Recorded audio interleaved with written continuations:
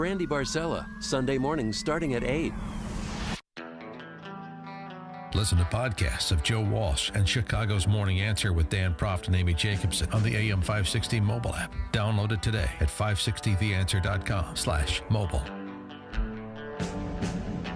Top of the morning, Dan, and in for Amy J. This morning, Carol Roth, regular Fox Business contributor, podcaster, The Roth Effect, author, raconteur, woman of many talents. Carol, great to have you here again. Yeah, it's great to be with you. Not so great to be in my snow boots today, but that's another story. Yeah, well, winter is here, both in the Seven Kingdoms as well as Chicago. The Mueller report is also going to be here soon, this week, according to Attorney General Barr. And this was part of the discussion on the Sunday Talkies. Mueller report release. Here's what Tiny Dancer, our outgoing mayor, he got to play with the big boys on the TV shows this weekend. He was on with George Stephanopoulos and the crew, and he had this to say about this whole back and forth over the word spying. Now we're in the business of redefining, I guess, what spying means, Rahm Emanuel. It was a counterintelligence investigation. It was approved by the courts. There was no spying. This was approved by the courts here. Well, that is spying. No. What he... That's not spying. Well, let me say this. Having sat through national security briefings, having sat through in the Situation Room, this was a loaded term used for loaded impact, and this is not what that was explained for. This is all approved by the courts. Yeah. You know what, Dan? I am not dieting anymore. I'm just not going to consume food. Yes. Yes, Chris Christie was there to point out that, there is legal spying and then there's illegal spying, but surveilling someone secretly is known in common parlance as spying. Okay. There's also the matter of, yes, it was approved by the courts, but was it approved by the courts in such a way, and fraudulently, because the information presented to them was not full and complete? That's a whole separate question. Molly Hemingway, on with Laura Ingraham, had this to say on the debate that rages over the definition of spying in the modern era. Contrary to what we just heard, there's no dispute about whether there was spying or not. That is the common way to describe what happened. They used multiple human informants. There were wiretaps. There was other electronic surveillance. There were national security letters. If it were about anything other than the Trump campaign, we would all acknowledge that's spying. And that is a very good word to use to sum up what was going on there. The media can't use that word because they were complicit in this operation in two ways. One, they perpetuated the Russia collusion hoax. They accepted these leaks. They were not critical about them at all. They claimed they had all these bombshells. So on that one side, they accepted the hoax. On the other, they never covered what was going on that was troubling about the actions taken by these federal agents, not just in the FBI, but at other agencies, to go against domestic political opponents.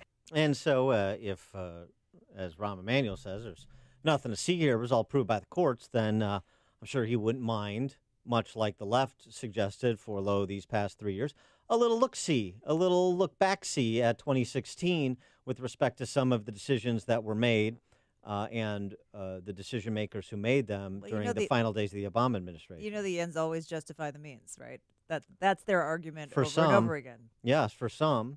Sarah Sanders was on with Wallace on Fox News Sunday, and she responded to the concern that, are you going to, with the release of the full Mueller report, even the redacted versions with the 4 buckets that were outlined by Barr in testimony on the Hill, are you concerned that you're going to be in damage control mode with the details? I don't think it is going to be damaging to the president, because the entire purpose of the investigation was whether or not there was collusion. Mueller was crystal clear in the fact that there was no collusion, not just but he wasn't crystal clear on obstruction. But any American, they couldn't find anything. They couldn't make a determination, which is basically Mueller's way legally of saying we can't find anything. We're going to leave that up to the process, which is the Attorney General. He has made a decision, and so we consider this to be case closed. There was no collusion. There was no obstruction, which I don't know how you can interpret that any other way than total exoneration. For more on this topic, we're pleased to be joined by a former sparring partner of mine. We had a fun little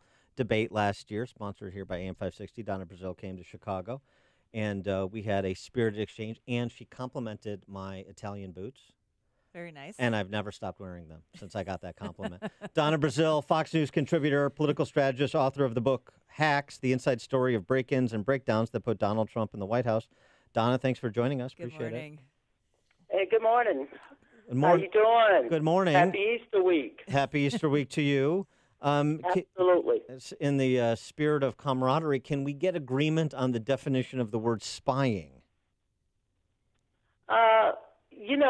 I've never given my students an exam before allowing them to read the material. We have not seen the full report or the redacted report. What we have is a summary, and yet we have jumped to so many conclusions. I find it odd that we're ready to exonerate or go out there and continue this conversation without understanding everything. I still have a lot of questions. Remember, Dan, I became chair of the Democratic Party for the second time in my adult life as a result of the hacking of the Democratic National Committee. So I'm interested in seeing the full report.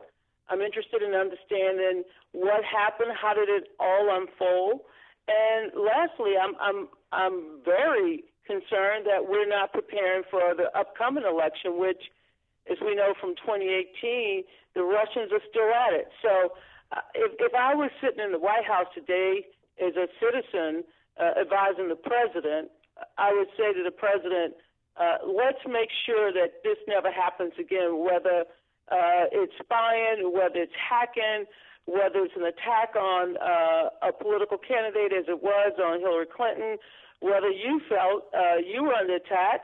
So why don't we just try to make things better for the future, but also understand what's in the full report? That's my position. So, Donna, here's the thing. I agree with you completely that we want to make sure that any sort of issues don't come up again. The challenge is we've spent more than 2 years. We've spent $30 million. Mueller came back, said that he wasn't going to indict anyone, that there wasn't collusion. And having this report hang over the presidency has impeded the president's ability to be effective. We know that it's been an issue in terms of China trade and getting the China trade deal done. We know what's going to happen if they open it up to the general public. People are going to hang on every little thing and have spats back and forth that aren't meaningful and are going to get in the way of us coming together and having progress. Isn't coming together and having progress more important than having this debate over this word here or this word here? I agree. I mean, we're debating semantics. We're also majoring in the minors and investigating the superficial without seeing the entire report. We do know from all of the indictments that have come down, at least the ones that he released over the last 2 years, that, there are many individuals within the Trump orbit. I'm not saying they were within the inner circle, but they were. I mean, when you think about the chair of the campaign, when you think about the national security advisor, the bottom line, in my judgment, and I was pleased with the summary that said no American directly worked with the Russians to hack into the country, to participate in a cyber attack against their own country. That, in my judgment, was a victory for freedom and democracy. Amen. The next steps, I believe, are the most important and critical test that the president can make himself, and that is to have the report released, as he said weeks ago or even months ago. Have it released because he said, "I've done nothing wrong." Then let it come out into the political mainstream. Let the American people who paid for it examine it, understand it, and let's move forward. I mean, that's the only way to move forward. And by the way, I don't think the report of the investigation has done anything to stop the president from doing what he wants to do, not only in the economy but also in foreign policy. I wanted to switch gears and get your response. Obama's Homeland Security Secretary Jay Johnson said the situation at the border is a crisis by any measure. If that's true, if you agree with Jay Johnson, and I don't know if you do or not, but if you do, what should be done about it? We do have a migration crisis.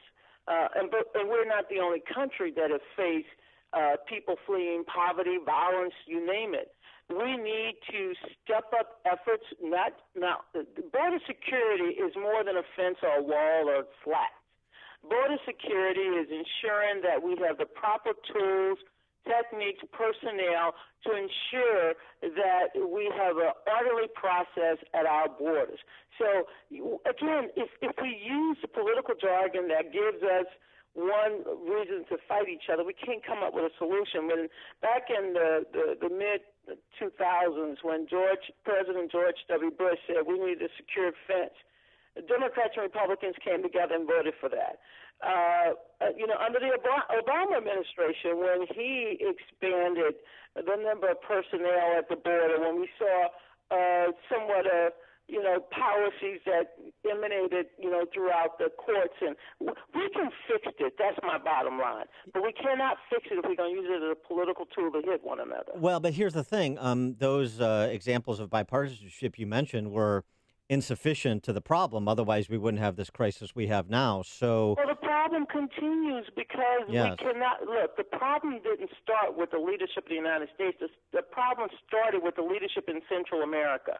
The problem started there. We can't resolve that problem, so we have to figure it out. How do we resolve it here in the United States? It's the leaders in America that will have to solve the problem, because the Central American leaders in Honduras and Guatemala, they're not going to solve the problem, okay? So we have to resolve it. And that requires bipartisan leadership.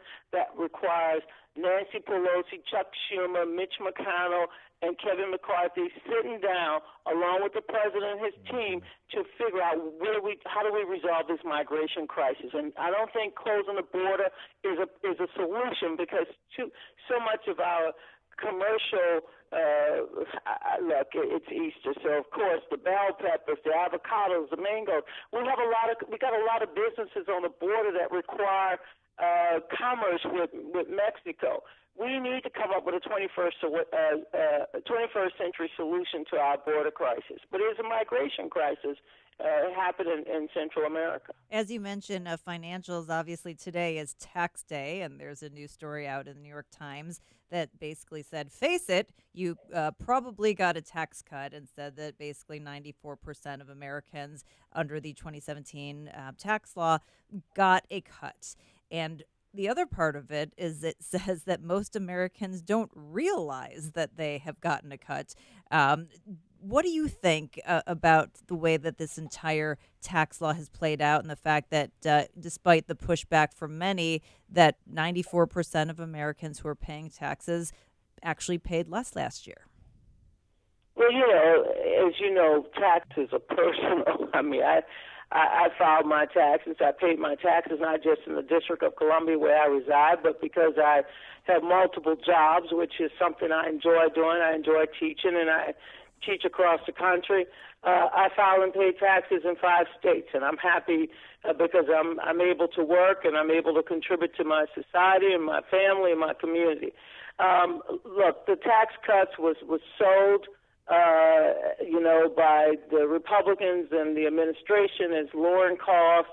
We knew that it blew a hole in the deficit, but they never sold it in terms of what individuals would see in their paychecks, what they would see at the end of the quote-unquote, at the end of the process.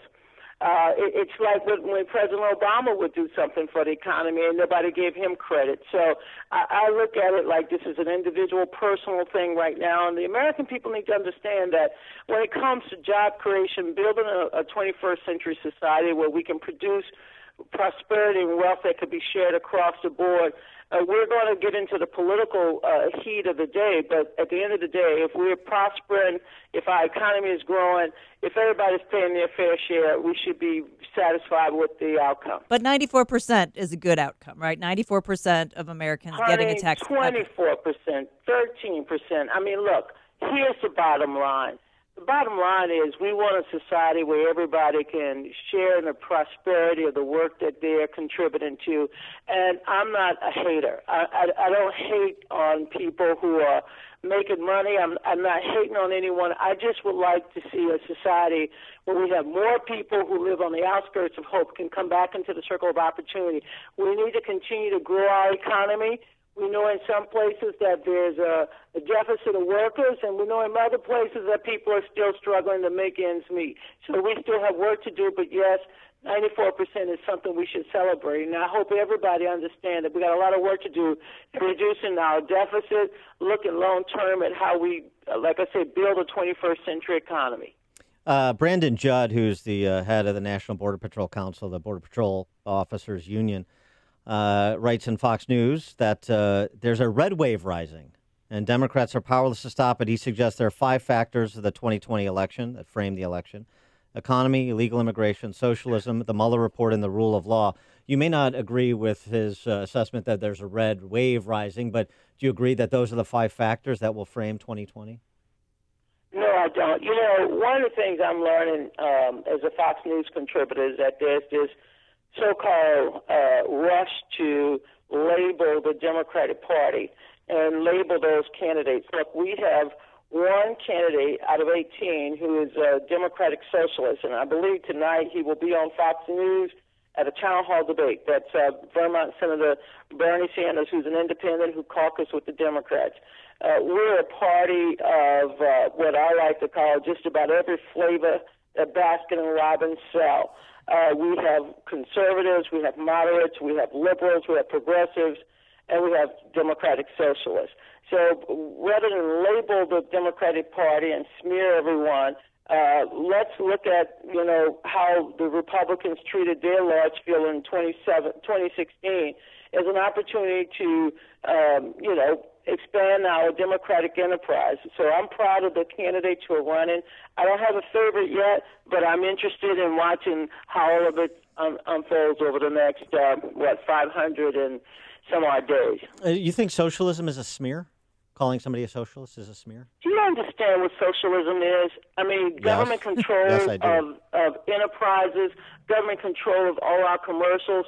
I haven't heard anybody say that we want government-run banks, government-run, you know, hospitals. What they're debating inside the Democratic Party, which I agree we need to debate, is Medicare for all, Medicare extra, Medicare plus. And the reason why is because health care costs continue to consume more and more of our dollars.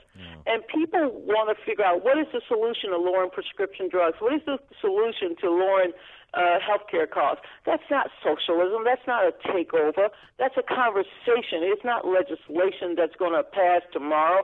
It is a platform that I would hope that we understand we need to discuss. No, look, if you look at millennials today, and they're millennials of all stripes, they think that socialism will give them a better quality of life only because they are waking up after 4 years of college or 5 or 6, and they have enormous debt, and they want to figure out a way to make the kind of money that they need in order to survive. I don't see a socialism scared within the Democratic Party. You know, I'm from Louisiana. My governor's up for re-election. I'm heading home this week, and my governor, who is a pro-life, pro-gun Democrat, expanded Medicaid so that poor people living in poverty, can have access to health care. He's not a socialist. Mm-hmm. He's a Democrat. Government takeover, not a takeover. We're going to have to pick that up next time. Donna Brazile, Fox News contributor. I always enjoy you, Dan, and Carol, it's great to hear your voice. Yes, we'll see you on Fox very soon. Week, and regardless of your religion or non-religion, this is a special time for many of us who are Christians. So God bless you all, and take good care of yourselves. Yes, God bless. Have a blessed evening.